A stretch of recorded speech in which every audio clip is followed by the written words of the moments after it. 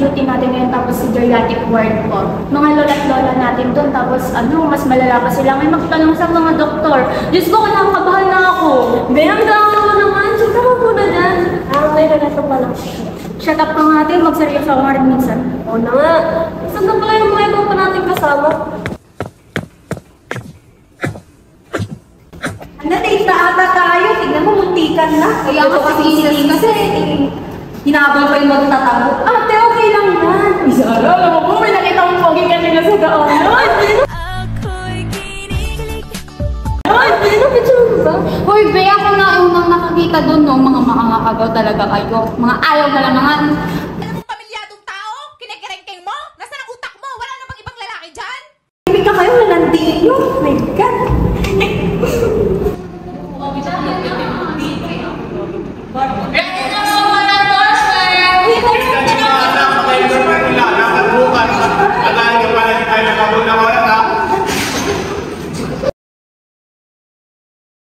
Good morning, ma'am. Sir, I am endorsing to your patient, Dane Bautista, 82 years old, male, in geriatric ward, bed 1. Patient was admitted on September 29, 2025. Hindi ako makasunod. Sa'yo pa lang naman yung message. Ano ko dyan, be? Malaki ka na. So ngayong araw kami meet ng mga lolo at lola sa Delia Ward. Sabahan niyang mga pasensya nyo nakausap ko na din ang mga nurses na pwede tayo magbigay ng medication sa kanila. Kayo rin ang mag-assist sa kanila sa mga exercises, lalo na handle natin ang mga geriatric patient with disabilities. Yes, sir. At tuluyan namang pumunta sa geriatric ward ang grupo ni Hamila, Zara, Zian, Laika at Kisses upang formal na makilala ang kanilang mga pasyente. Magandang umaga po, ako po tinatanya na iparanat na rin po ang aking mga student nurses na mag-aalaga sa inyo.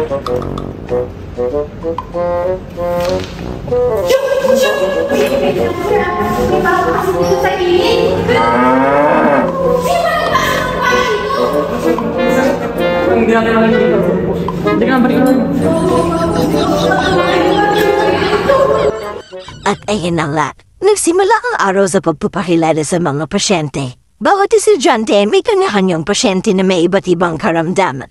Just like the typical hospital duties, the day started with obtaining the vital signs and nurse-patient interaction.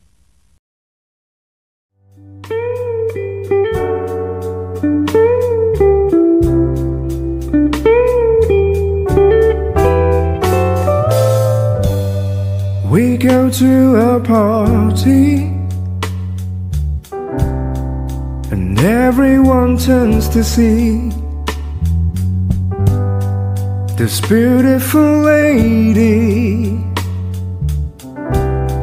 who's walking around with me. And then she asks me, do you feel alright?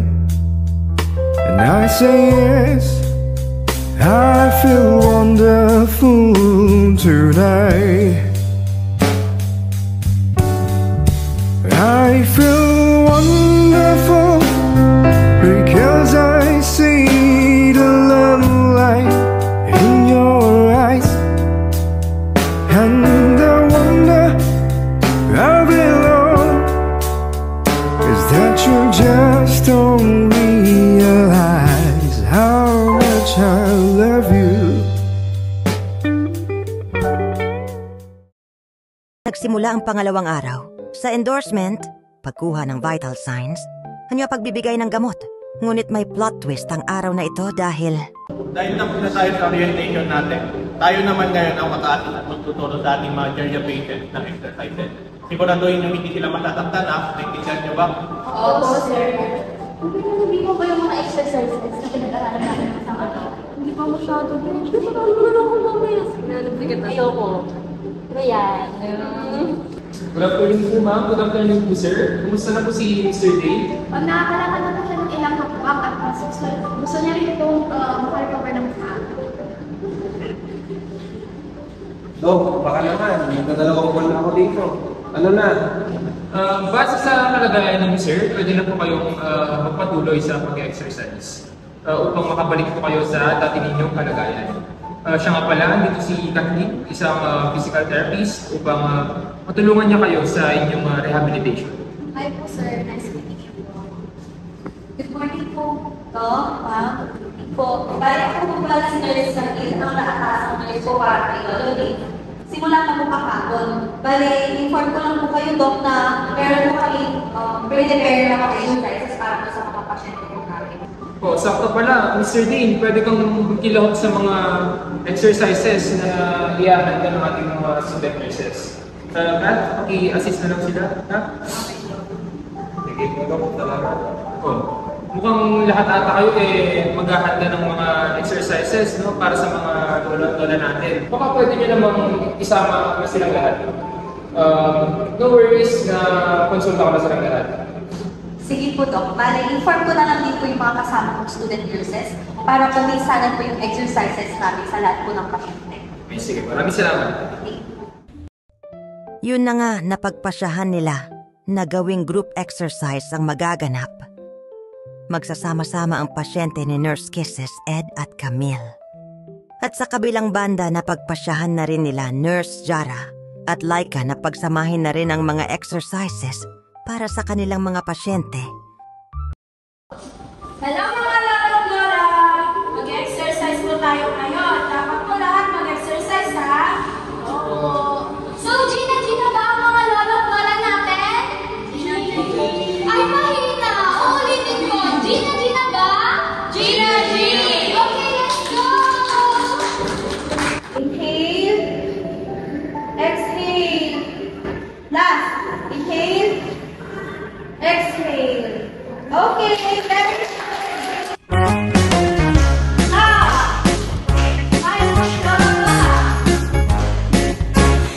When I feel so sad and lonely, when my life seems pale and blue, how I wish you're here beside me, here to save my whole life through. You're the only one, believe me, who can make my dreams come true. Come my darling and embrace me, this is what you're gonna do. Kiss me in the morning, kiss me in the night, kiss me in the daytime, kiss me all the time. Hold me, darling, hold me real tight. Kiss me, hold me, hug me, darling, with all your might. A kiss me in the morning, a kiss me in the night, a kiss me in the daytime, a kiss me all the time. Hold me, darling, hold me real tight. Kiss me, hold me, hug me, darling, with all your might.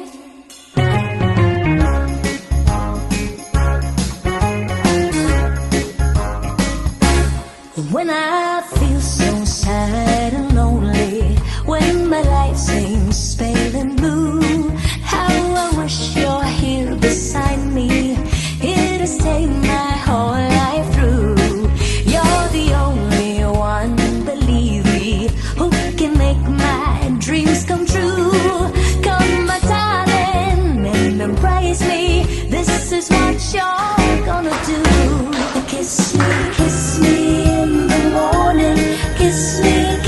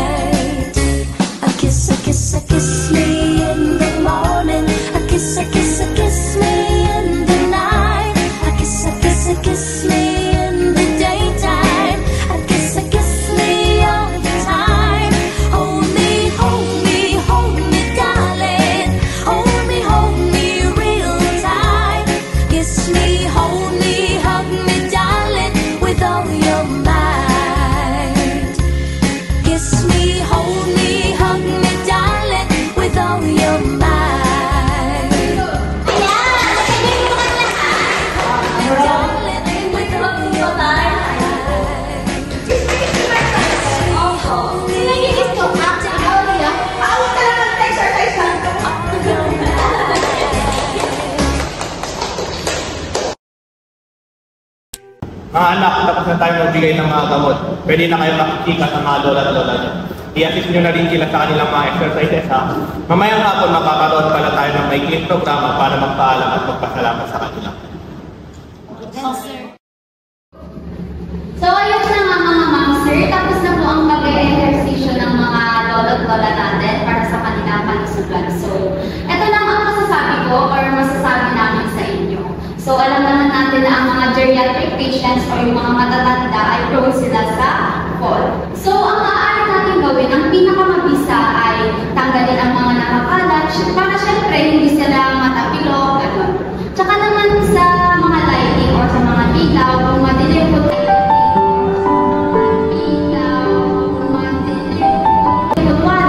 maaari nating lakasan yung lightness ng mga ilaw para naman makita nila yung mga dadaanan nila. Ayun lang. Mga lolo at lola, gusto lang po namin magpasalamat sa inyo, kaming mga student nurses at sa CI, sa 3 araw na pagpapakikilahok at pakikisama nyo sa amin. Naway marami po kayong natutunan sa amin at sana po pag-alis namin inyo pong magawa at ipagpatuloy yung mga natutunan nyo sa akin. Maraming salamat po.